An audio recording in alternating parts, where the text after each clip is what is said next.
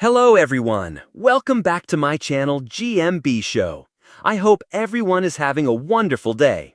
Eamonn Holmes has been candidly open about his health struggles as he discussed his 17-year-old rescue dog Maggie.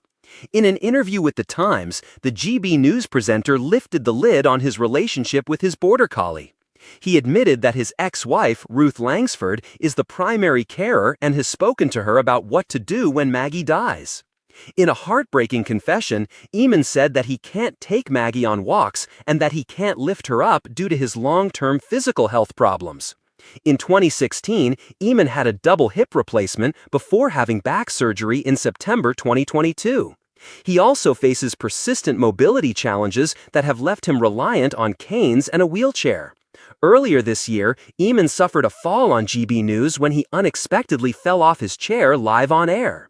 Speaking about Maggie, Eamonn said, "She changed me, changed my life and changed my perception towards people. I am now disabled. I'm in a wheelchair. I've not been able to walk for 2 years and this has affected my relationship with Maggie for the worse. Obviously, the dog is low down in the ground, so I can't bend down. I can't lift her up. I can't take her on walks." When quizzed about his reduced relationship with his dog, he replied, "Being Irish and Catholic, I talk a lot about death and have talked to Ruth about what we do when Maggie dies.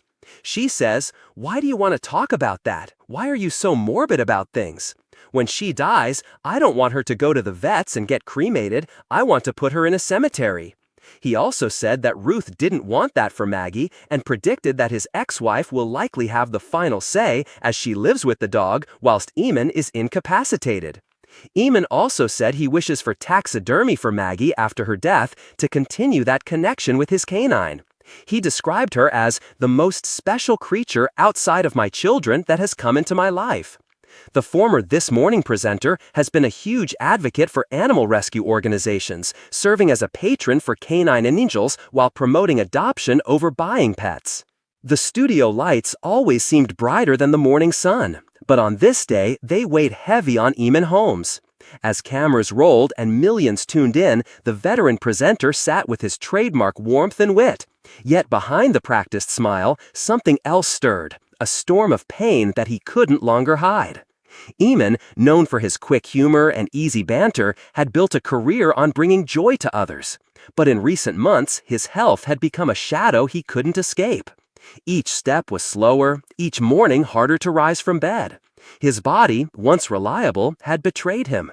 And so, with his voice trembling ever so slightly, he chose to share the truth. "I won't sugarcoat it," he confessed softly, eyes glistening under the lights. "I've been in pain for a long time now. The kind that doesn't let you sleep, the kind that makes you dread getting up. It's not easy admitting this when people expect you to always smile, always carry on. But I need people to understand. I'm struggling." The silence that followed felt heavy, even through the screens. Viewers, so used to his cheer, found themselves leaning closer, hearts aching. For many, Eamonn had been a steady presence in their homes for decades. To see him vulnerable, admitting to frailty, was devastating. Yet there was bravery in his words. He spoke not just of himself, but of others who suffered silently, trapped by illness or chronic pain. He also continued, "We all put on a face, but sometimes the mask cracks. And maybe it should, because hiding this doesn't help anyone. If sharing my story gives someone else the courage to talk about their struggles, then perhaps this pain has a purpose." As he talked, memories of long mornings with Ruth by his side flickered in his mind. Her support, her patience had been her lifeline.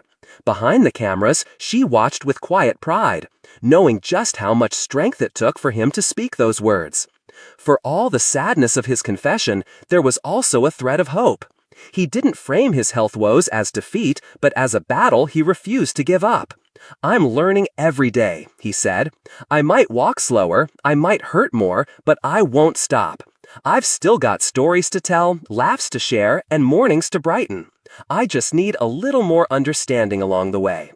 And in that moment, Eamonn Holmes wasn't just a presenter.